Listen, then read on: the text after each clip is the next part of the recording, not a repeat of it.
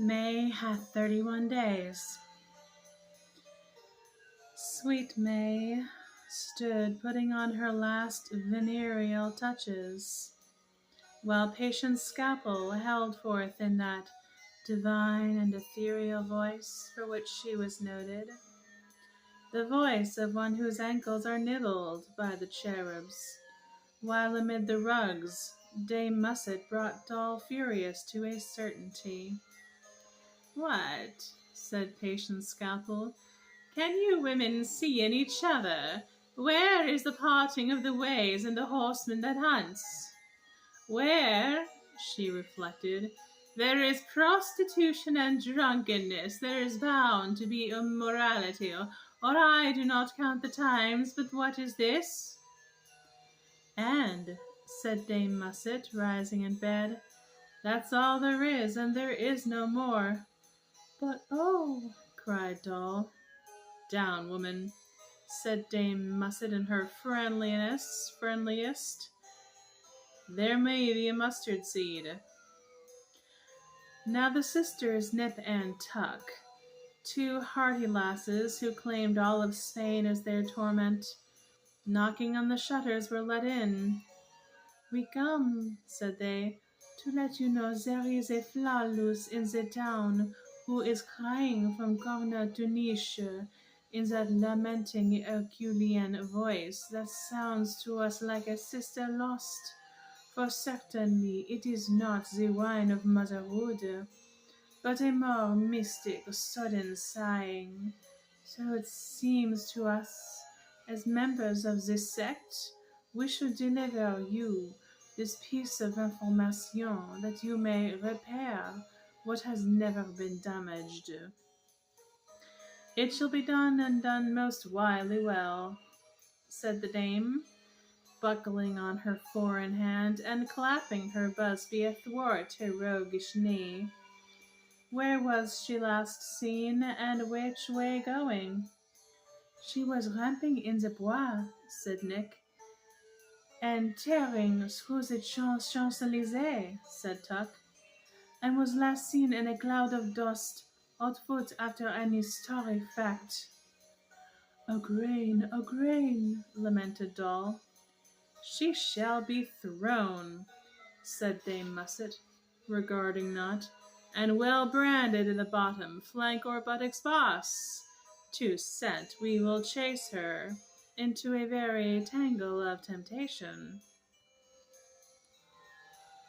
Now who was it these good women hunted but Bounding Bess, noted for her enthusiasm in things forgotten, and having paced it ably up the dusty lengths of the Elysee, they suddenly came upon her, compounding maxims by the wayside.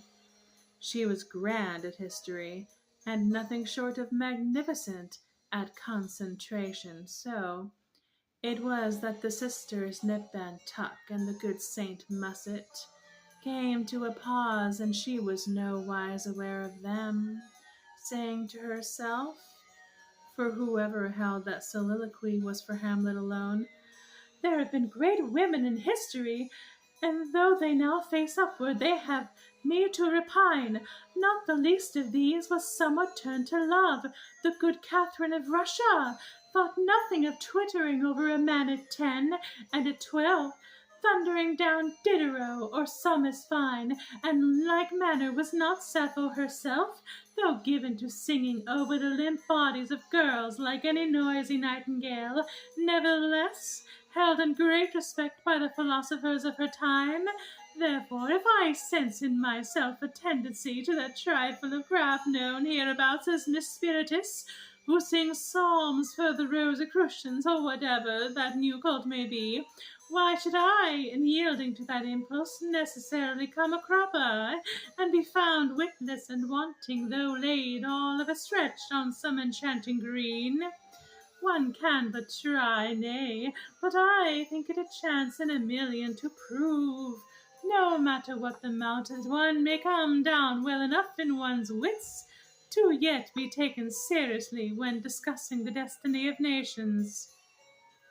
"That woman's feet," said Dame Musset, in that hard, practical, and clear voice which has been heard coming from all lungs the world over, and they blow in a Spartan chest, are all heels, and what do they ever portend but a pedant?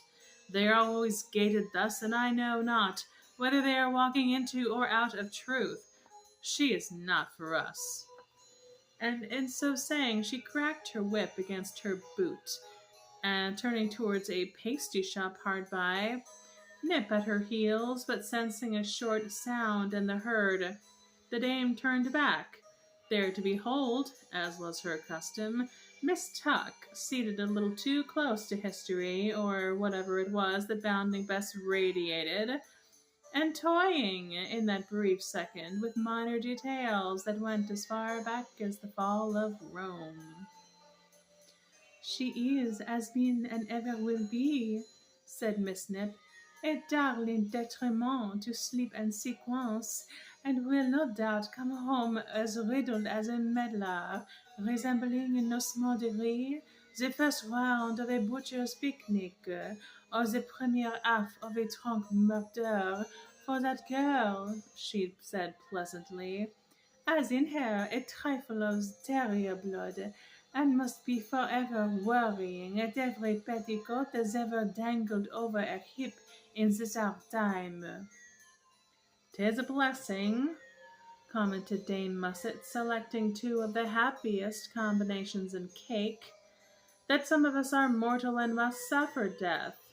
The future needs it, and we need sleep. I live," she added, "for two remaining ferocities, food and understanding." "Tell me about it," said Nip, for she was at best a little curious, being hard pressed by journalism, and could not let a morsel go, though she knew well that it could be printed nowhere and in no country, for life is represented in no city but a journal dedicated to the undercurrents, or for that matter, to any real fact whatsoever. "In my day," said Dame Musset, and at once the look of the Pope which she carried about her as a habit waned a little, and there was seen to shine forth the cunning of a monk in holy orders, in some country too old for tradition. "In my day I was a pioneer and a menace. It was not then, as it is now, chic and pointless to a degree, but as daring as a crusade. For where it now leaves a woman talkative, so that we have not a secret among us, then it left her in tears and trepidation. Then one had to lure them to the breast, and now," she said, "you have to smack them back and front to wean them at all.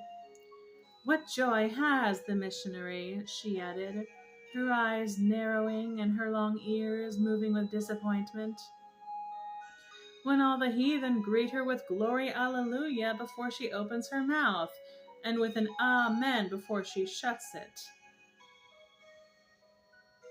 I would," she said, "that there were one woman somewhere that one could take to task for lethargy. Ah," she sighed, "there were many such when I was a girl.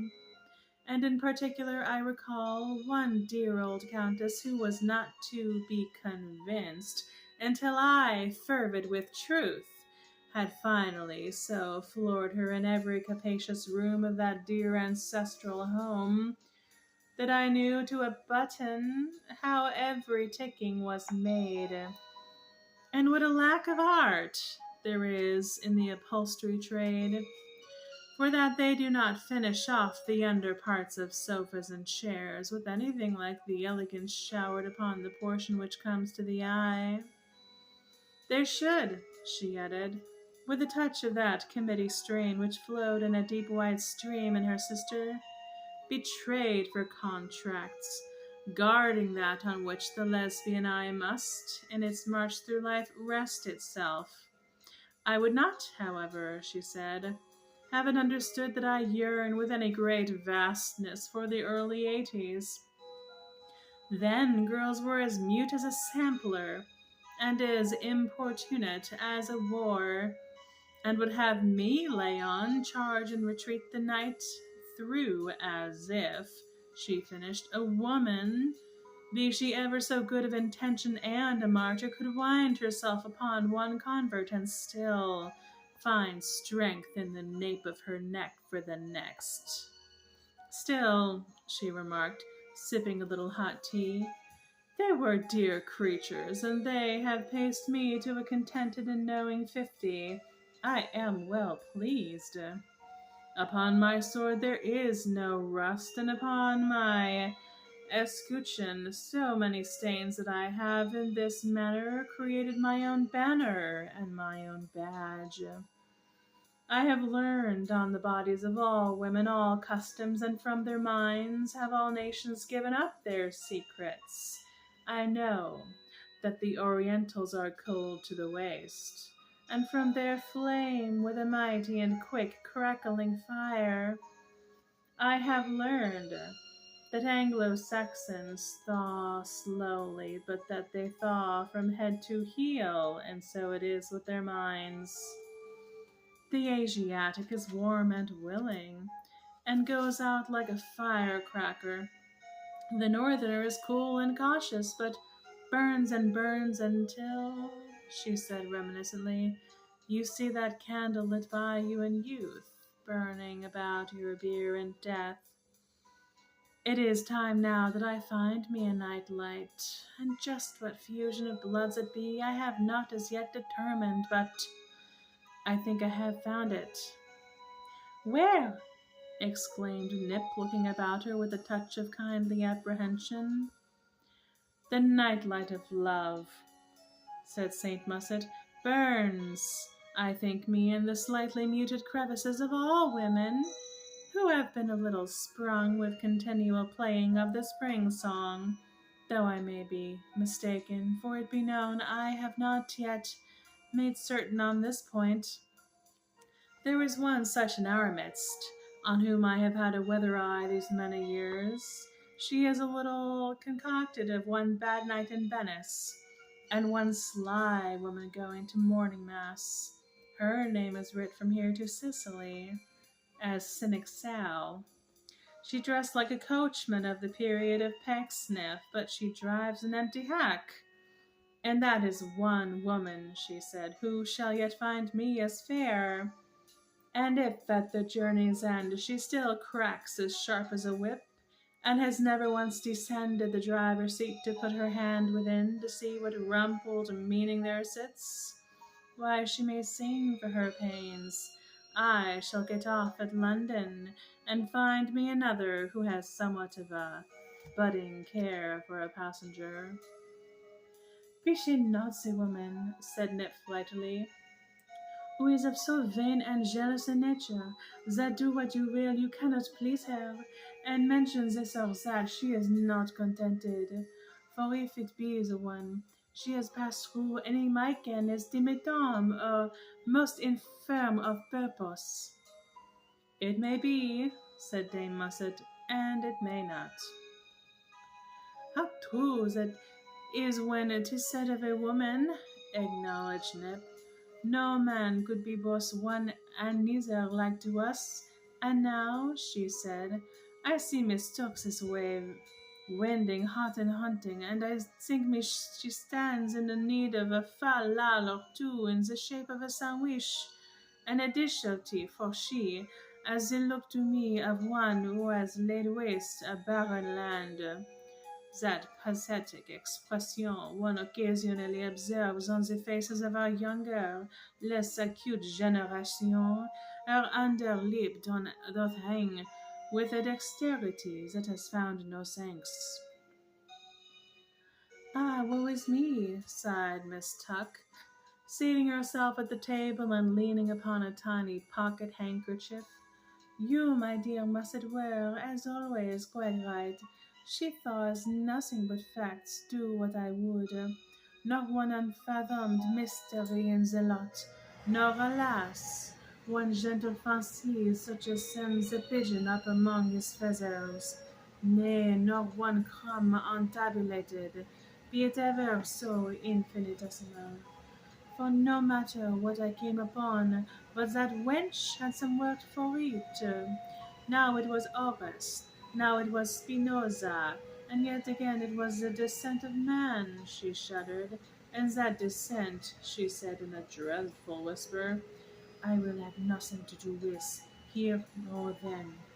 When a woman is as well seasoned in her every joint as she, with exact and enduring knowledge, there is nothing for it but to let her add herself up to an impossible zero, and so come to her test of that premeditated accuracy. But then, she said, putting a soft little hand into that of Miss Nip, you know how fast I recover, and how many hours there are in a day. Some women, said Dame Musset, are sea cattle, and some are land hogs, and yet others are worms crawling about our almanacks. But some, she said, are sisters of heaven, and these we must follow and not be sidetracked. How am I to help it if I go astray? Cried Miss Tuck, when every law of love and desire was long ago as mixed as a contortion of traffic. I do not know how a blind alley from a boulevard, nor a crossroad to what it may be running to, and signposts never serve for anything but unsettling my mind. You, Cousin Miss Nip, would follow, all panting and blind with good intention, the trail of a field mouse. There is no land so uncharted of trails, but you would find a ribbon of comfort, even in the desert, and lead yourself by your very fury of willingness into a wallow of trouble before sundown. Oh God, don't I know it? Sobbed Tuck.